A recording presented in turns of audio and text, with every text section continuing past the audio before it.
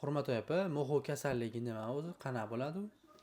Mo'xov kasalligi bu tarixda bo'lgan eski kasalliklardan. Mo'xov kasalligini keltirib chiqaruvchi sababchisi bu Lepra mikobakteriyasi. Tarixda kuzatilganki, bunaqa kasallik yuqumli bo'lgan, yengil yuqqan, lekin yuqumlilik darajasi juda ham yuqori bo'lgan. Qit'amizda deyarli barcha davlatlarda uchragan bu kasallik. Qadimda Misr davlatidan chiqqan va keyin sekin-asta O'rta Osiyoga kirib kelgan. Odamlar ko'proq bu kasallikdan juda ham qo'rqqan, ya'ni mo'xov kasalligidan. Sababi mo'xov kasalligini uchragan odamni o'zi biroz qo'rqinchli yuz ko'rinishiga ega bo'lgan. Mo'xov kasalligida bakteriya kasallikni keltirib chiqargandan keyin birinchi o'zgarish uni nervlarida, ya'ni sezgilari buzilgan. Ayrim sohalarda yirik tugunlar hosil bo'lgan, ba'zida yaralar hosil bo'lgan va leprani natijasida ayrim joylarida to'qimalari asta sekin deformatsiyalanib, ular irib, oqib tushish darajasiga yetgan. Shuning uchun tashqi ko'rinishlar juda ham qo'rqinchli, xunuk bo'lgan. Bu odamda la'natlangan, jin tekkan degan odamlarda o'zini aqidalari ham bo'lgan. Shuning uchun ularni yuqumliligini bilishgani uchun juda ham ulardan hazar qilgan va masofa saqlashga harakat qilishgan. O'sha davrlardagi san-epidemiologiya desam ham bo'laveradi. Shunaqa xodimlar ularni izolyatsiyalab, ayrim mo'xov qishloqlarini yaratishgan va kasallikka chalinganda o'sha qishloqqa borib tashlashgan.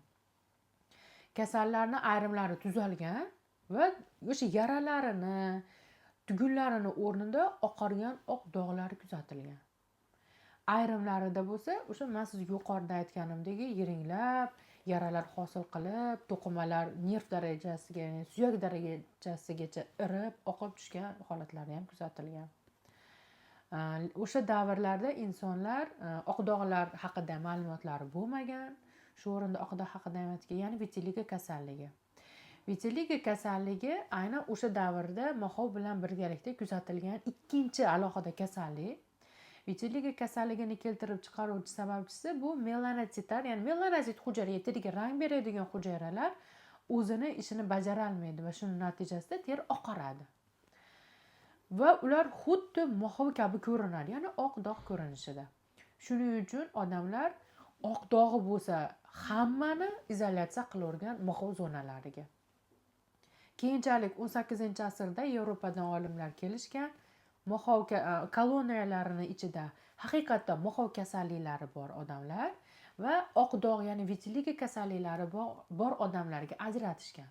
Va oq dog' kasalligi bor bemorlarni koloniyadan olib chiqishgan ular, chunki yuqumsiz edi. To'liq bu yuqumsiz kasallik hisoblangan, vitiligo kasalligi.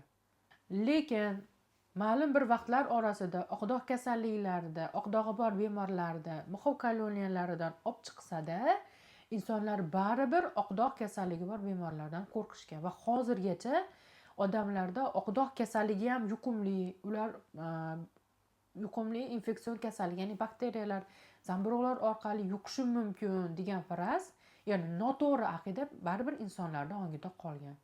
Shuning uchun hozirgacha oq dog'i bor bemorlardan juda ko'pchilik qo'rqadi, ba'zida so'rashmaydi, ba'zida farzandlarini ularni uzoqroq tutishga harakat qiladi, yuqib qoladi degan noto'g'ri tushunchalari borligi uchun. Demak, mo'xov kasalligi ham tuzalgandan keyin o'shanaqa oq dog' hosil qilgani uchun odamlar o'sha mo'xov deb o'ylab vitiligodan ham qo'rqishadi. Dastlabki o'sha tarixda ham oq dog'larni ham, ularni ham bitta koloniyada saqlagani uchun oq dog'i borki, demak yuqumli deb hisoblashgan. Keyinchalik oq dog'lar yuqumli emasligi tasdiqlangan, lekin baribir odamlarda ongida oq dog' ham yuqumli, mo'xov ham yuqumli degan noto'g'ri tushunchalar saqlanib qolgan hozirgacha.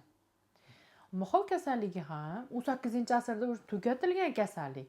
To'liq davolash mumkin bo'lgan kasalliklar qatoriga kiritilgan, tugatilgan. 2005-yilda bu kasallik to'liq kasalliklar ro'yxatidan olib tashlangan, butun dunyo bo'yicha tugatilgani uchun. Lekin ba'zan ayrim shaharlarda mo'xov bilan uchragan bemorlar uchrab turadi va uni O'zbekiston, O'rta Osiyo hududida kuzatilgan shunaqa mo'xovga uchragan bemor aniqlansa, u Qozog'istonda o'zini maxsus qishlog'i bor. o'sha joyga olib boriladi.